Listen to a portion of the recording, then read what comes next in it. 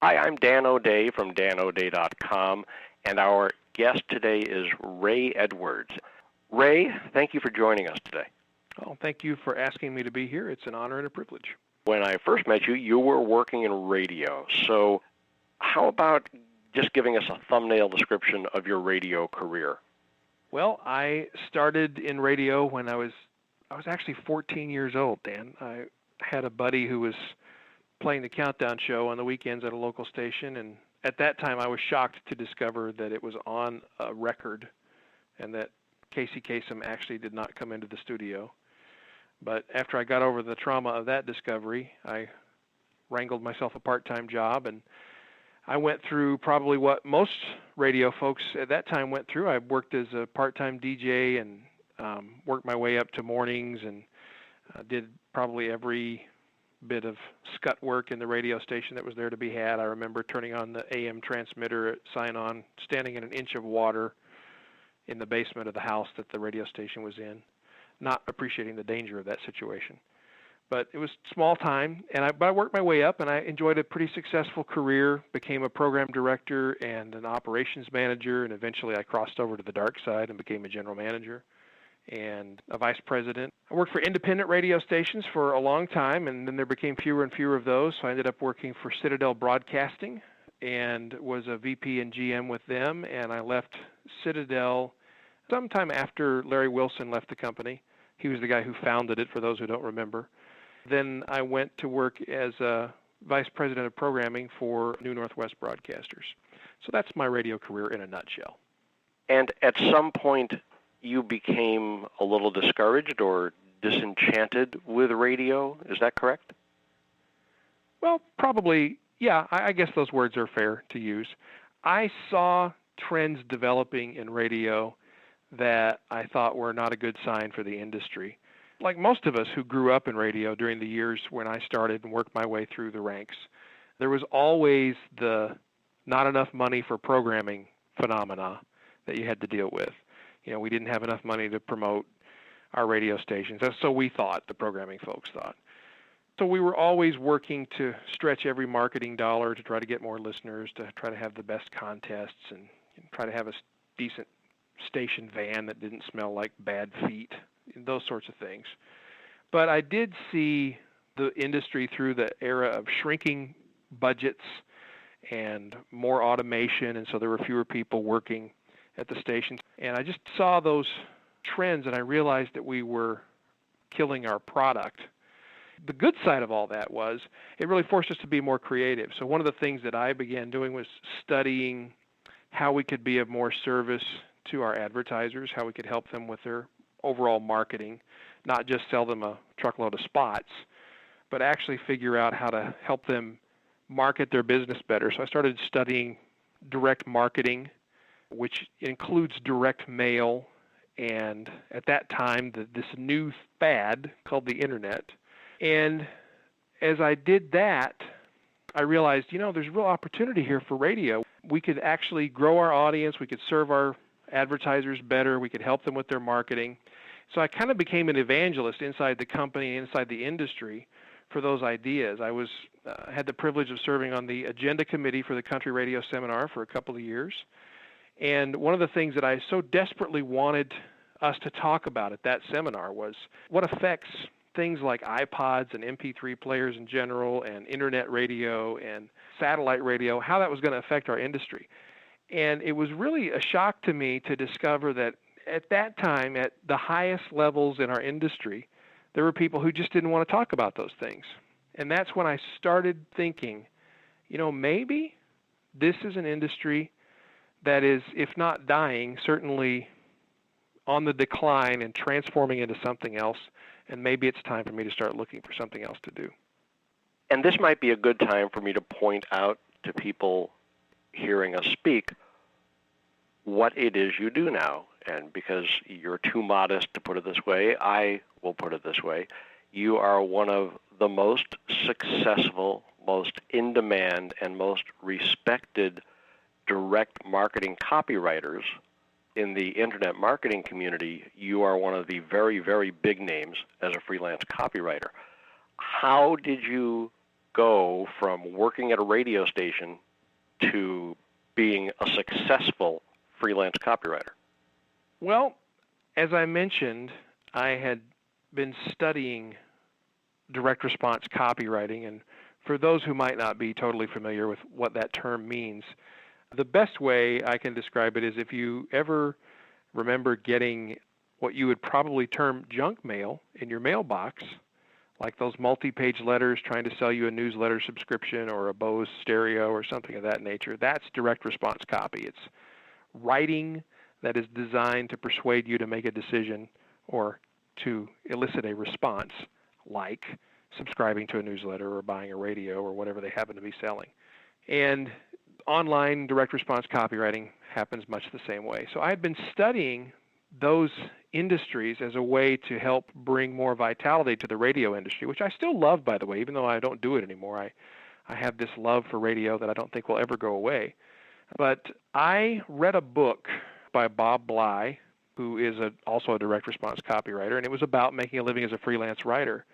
And I put the book down and I said, I could do that. And so I just decided, since I'd written so much radio copy and I'd been writing direct response copy of a sort for our clients and certainly for our stations, that I could do that. And I realized that these folks who do that for a living make pretty decent money. So I decided to hang out my shingle and give it a go. And I started doing it part-time. I did it in the evenings, or I did it when I had vacation days or on weekends.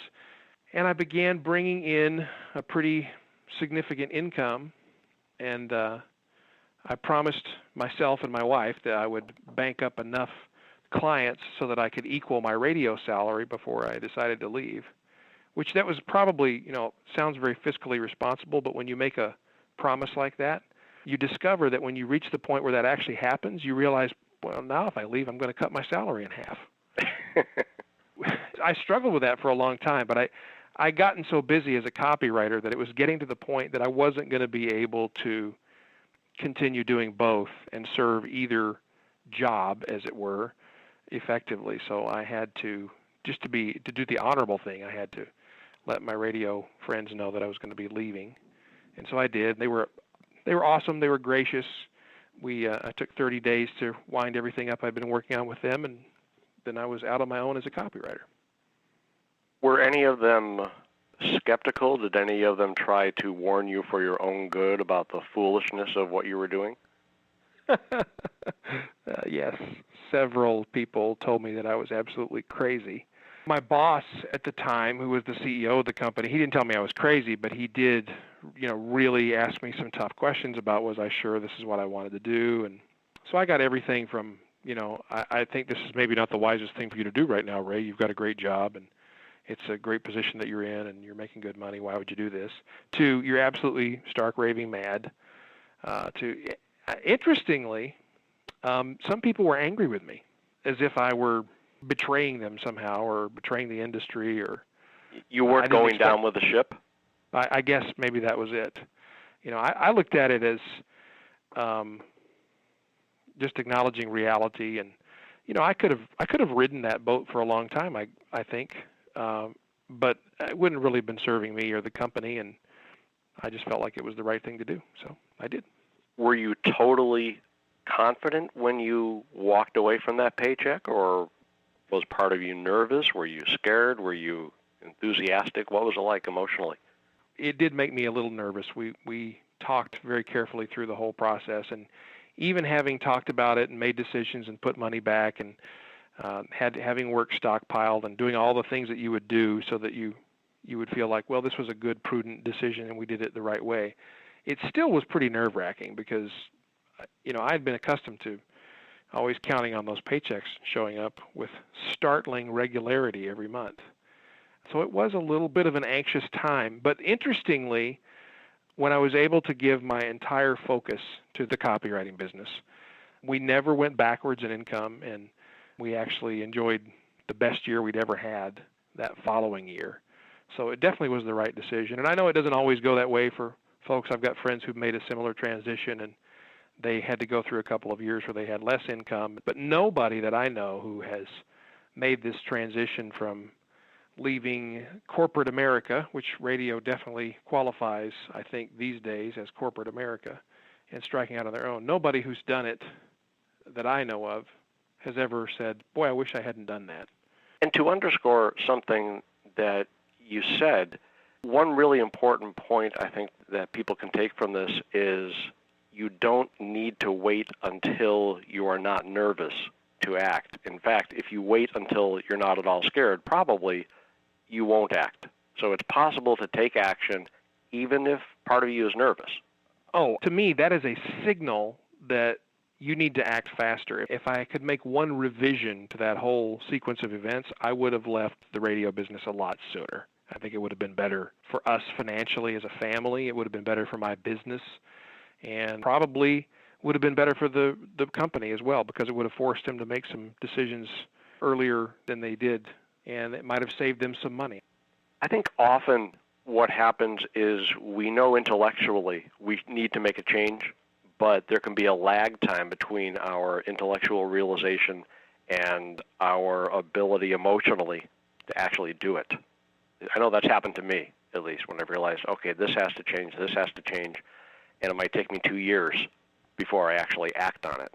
I think that's a really good point. I was always the kind of person that if they were going to tear the Band-Aid off, I wanted it ripped off really fast. And to me, stepping out and making a big career change like the one I went through was sort of like that. I knew there was going to be painful parts to the process, and I did everything I could to mitigate the pain. And it turns out it worked out really well for us. But I do feel that in most cases it is better, once you realize you need to do it, is to try to shorten up that lag time as much as possible. And sometimes it just takes an effort of will. It just takes making a decision and taking some kind of definitive action.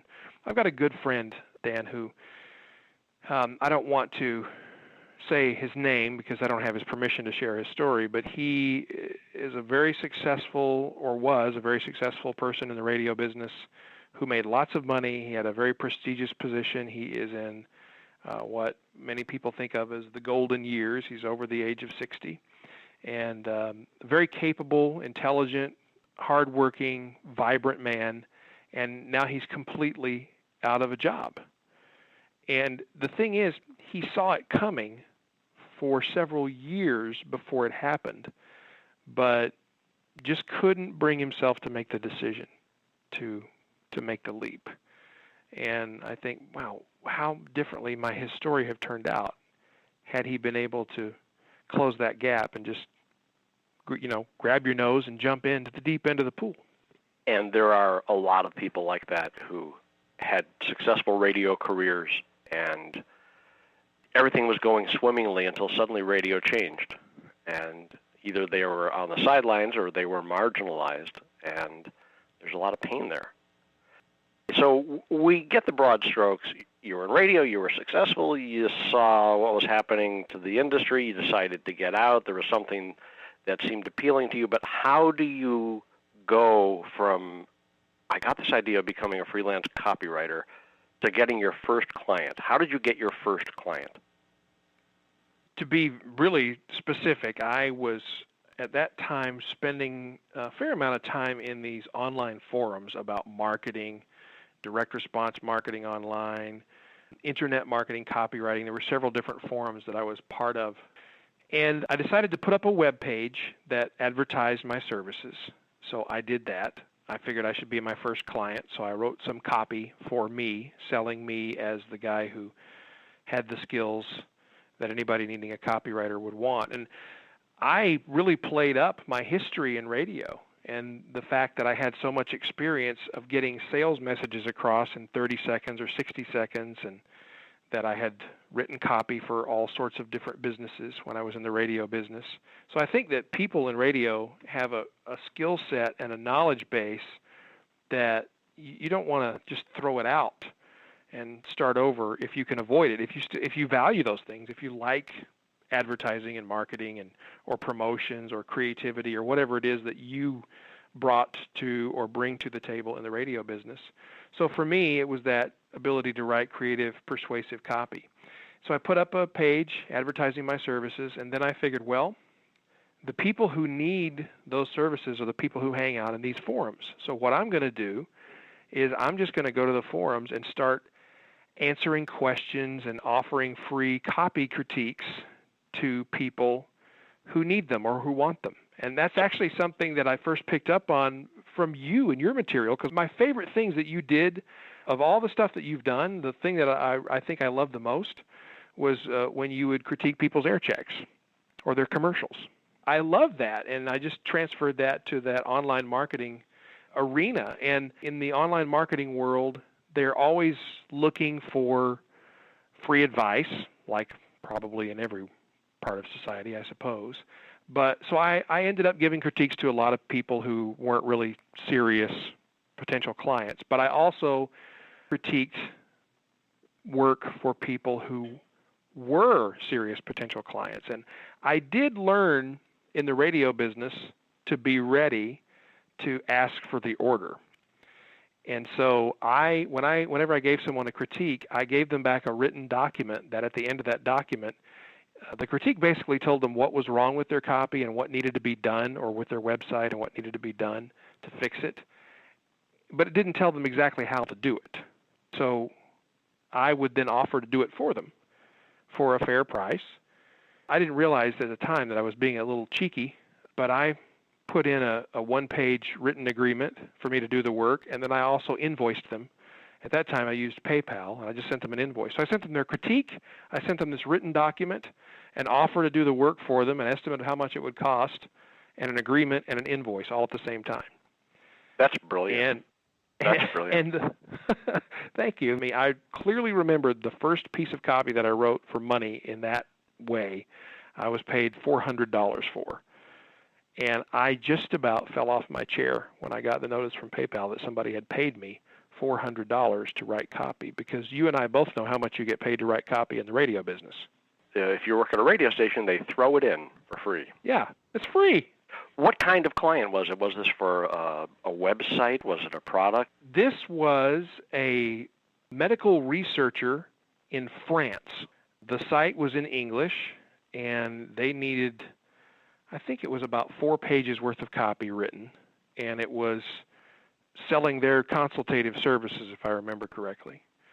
And it wasn't like the most exciting product to write for, quite honestly, but it was interesting. They sent me a bunch of background information about what they did, none of which I can remember now, but at the time I thought it was pretty interesting stuff.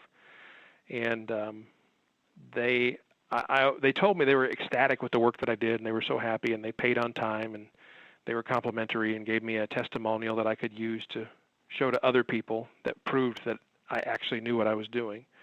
I never wrote anything else for them, so I don't really know what happened, if they were continued to be successful or what the case was. But I got a few more clients like that. One was a business consultant, and another was an accountant, and another was a guy in the investing newsletter business. And those were the ones that really started my career off. And my career actually really took fire when I wrote for a guy who was putting on a success seminar. If you've ever been to one of these success rallies where they'll have multiple speakers come throughout the day, I wrote the copy for this seminar, and I got so excited about the seminar itself that I wrote back to my client and said, hey, I'd like to come to this. And so he said, sure, I'll give you a free ticket to come if you can take care of your travel and hotel and so forth. So I did, and I met some of the people who became fans of mine and started giving me referrals to their friends, and that's how I got some of my bigger name clients.